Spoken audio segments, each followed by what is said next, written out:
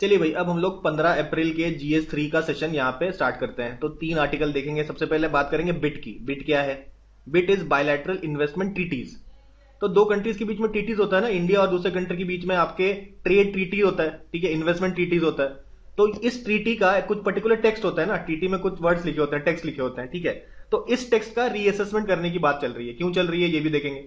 Next बात करते हैं राइस सब्सिडी का। तो इंडिया राइस के ऊपर सब्सिडी देता है, इसको लेके आपका WTO में कुछ इशू चल रहा है, तो इसके बारे में डिस्कस करेंगे। फिर बात करेंगे कॉस्मिक टाइम ट्रेवल।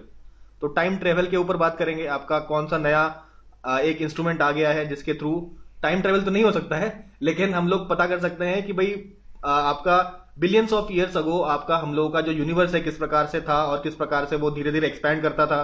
तो इन सब की पूरी मैपिंग हो पा रही है अभी, ठीक है। तो इसके ऊपर हम लोग चर्चा करेंगे। So let us start.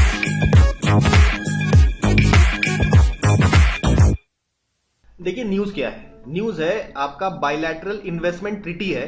तो इसका एक मॉडल टेक्स्ट होता है। मॉडल टेक्स्ट मतलब किसी भी कंट्री के साथ आप ट्रीटी बनाएंगे तो एक आपका मतलब एक टेक्स्ट होगा, यही टेक्स्ट आपके ट्रीटी में जाएगा।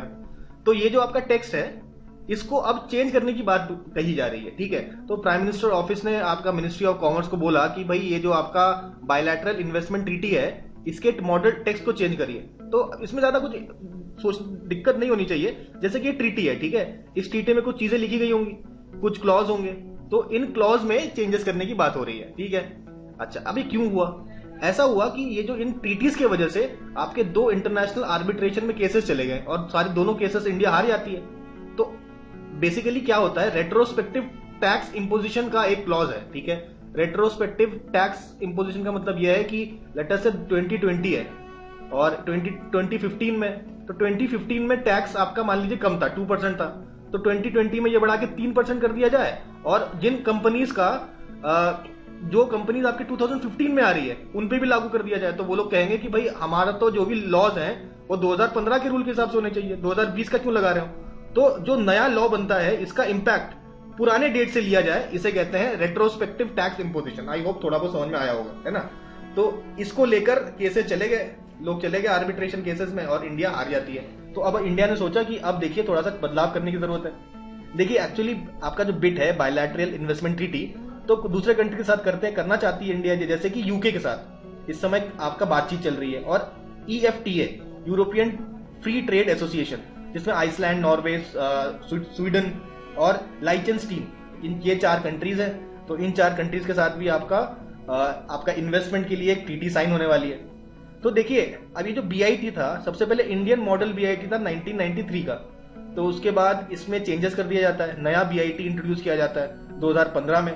तो अब ये जो नया आपका 2015 में इंट्रोड्यूस किया गया, ये ज्यादा कंट्रीज मान नहीं रही है, केवल 7 कंट्रीज ने इसको एक्सेप्ट किया है। और जो डेवलप्ड नेशंस हैं वो कह रहे हैं कि भाई ये तो ठीक नहीं है, क्योंकि इसमें रिजोल्यूशन ऑफ डिस्प्यूट्स के ऊपर जो आपके प्रावधान है वो हम लोगों को पसंद नहीं आ रहे। तो डेवलप्ड कंट्रीज इसको साइन नहीं करना चाह रही है। तो इसको ध्यान में रखते हुए अब इंडिया चाह रही है थोड़ा बहुत उसमें चेंजेस किए जाए। अब ये हुआ क्यों?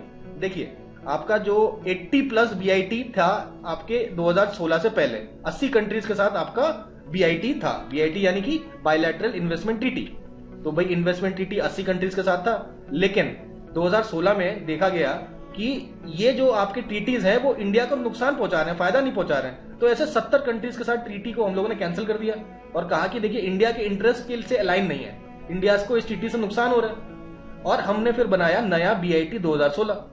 तो अभी कुछ लोगों ने क्रिटिसाइज किया इसको। नया जो BIT में है उसमें इन्वेस्टमेंट का डेफिनेशन क्लियर नहीं है, कई सारे वेग टर्म्स है, मतलब क्लैरिटी कम है, और कुछ प्रिंसिपल्स होते हैं ट्रेड के, जैसे कि फेयर एंड इक्विटेबल ट्रीटमेंट और मोस्ट फेवर्ड नेशन का कॉन्सेप्ट। तो ये सब कंसेप्ट आपका नहीं है इन न्यू BIT, ठीक है।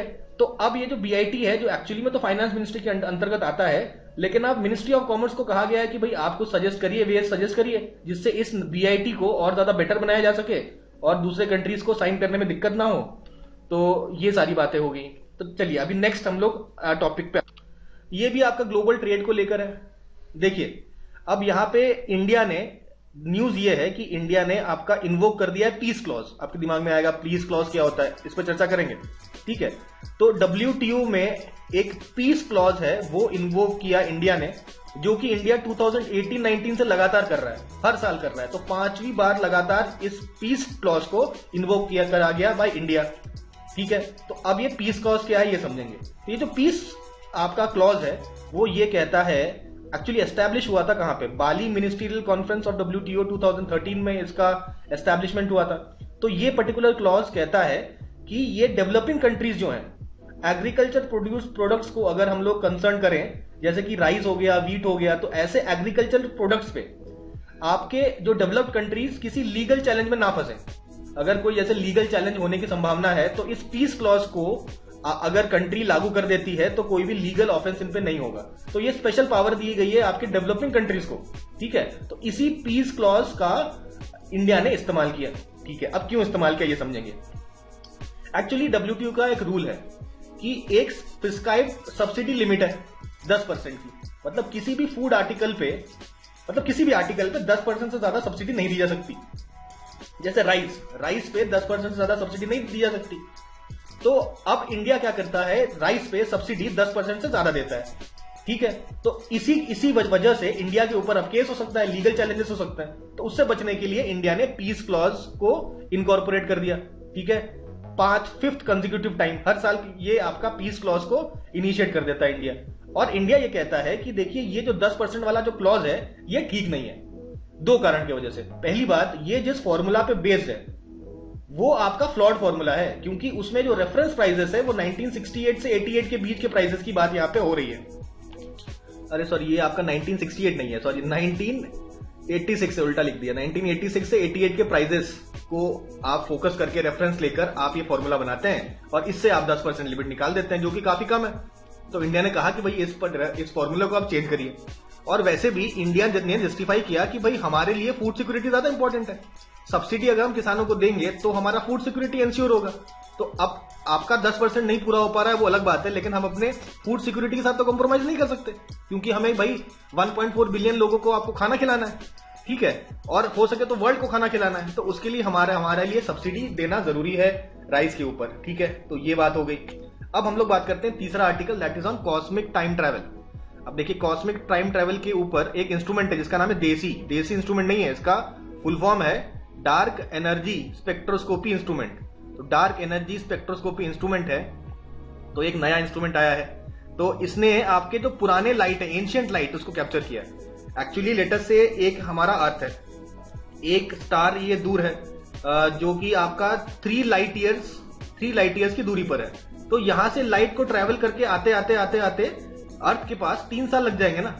तो अभी जो अर्थ के ऊपर जो आपका लाइट गिर रही है उसको अगर हमने एनालाइज किया तो वो सिचुएशन क्या बताएगा, इस प्लेनेट का 3 साल पहले का सिचुएशन बताएगा, ठीक है। तो जो लाइट हम एनालाइज कर रहे हैं जितनी दूर से आ रहा है, लेटर से एक आपका 500 लाइट ईयर दूर है एक प्लेनेट या एक सन कह रहा हूं, मतलब एक स्टार। तो वो आपका लेटर से 500 लाइट ईयर दूर है। तो वो अगर लाइट अभी अर्थ के पास पहुंचा है तो वो लाइट आपके प्लेनेट से चला था 500 साल पहले। तो इस लाइट को एनालाइज करके हमको ये जो आपका स्टार है जो आपका 500 लाइट ईयर दूर है इसके बारे में पता कर सकते हैं। तो इसलिए ये मतलब है होता है एंशिएंट लाइट का। तो अब ये जो नया इंस्ट्रूमेंट आया है देसी इंस्ट्रूमेंट, ये आपका एक बहुत पुराने लाइट को कैप्चर कर रहा है, करीबन 10 बिलियन पुराने ईयर्स के लाइट को अपने अंदर कैप्चर कर रहा है, जिससे ये बात पता चल रही है कि 10 बिलियन साल पहले जो स्टार्स थे वो कैसे रहे होंगे। और इसकी मदद से इसने एक कॉस्मिक 3D मैप बनाया, ठीक है। कॉस्मिक 3D मैप बनाया जो आपका 11 बिलियन लाइट ईयर से आपका यूनिवर्स का जो मैप है, मतलब 1 बिलियन ईयर्स पहले कैसा रहा होगा, 2 बिलियन ईयर्स पहले कैसा रहा होगा। तो ऐसा पूरा एक मैप बना के तैयार कर लिया जिसमें पता चला कि 11 बिलियन ईयर्स में यूनिवर्स के साथ क्या क्या हुआ है और क्या क्या पोजीशन थी यूनिवर्स की, ये सब हम लोग पता चल गया। एक 3D मैप बना के दिया और इसका प्रिसिशन भी काफी हाई था, 0.5% प्रिसिशन से ये मैप बनाया गया, ठीक है। तो इससे बहुत सारी बातें पता चली। पहली बात तो ये पता चली कि आपका हिस्ट्री ऑफ द यूनिवर्स क्या है, एक्सपैंडिंग हिस्ट्री ऑफ यूनिवर्स, कैसे कैसे यूनिवर्स एक्सपैंड करता है और किस तरीके से डार्क मैटर और डार्क एनर्जी आपस में इंटरप्ले करती हैं। तो इनके इंटरप्ले किस तरीके से ये चेंज होते हैं आपस में, किस तरीके से ये चेंज होते होते यूनिवर्स का क्रिएशन होता है, इसके बारे में पता चला। ठीक है। इसके अलावा आपके डार्क एनर्जी के बारे में कई सारी तथ्य हमको पता चलते हैं, ठीक है। तो ये वाला स्पेक्ट्रोस्कोपी इंस्ट्रूमेंट कहाँ रखा है? ये रखा है आपका बर्कली नेशनल लेबोरेटरी में, ये आपका इंस्ट्रूमेंट रखा हुआ है, ठीक है। तो ये बात समझ में आया। तो यही थे हमारे आज के 3 टॉपिक्स। आई होप ये सारे 3 टॉपिक्स आपको समझ में आए होंगे। तो आज का सेशन यही खत्म करते हैं, मिलते हैं हम लोग अगले सेशन में। Thank you.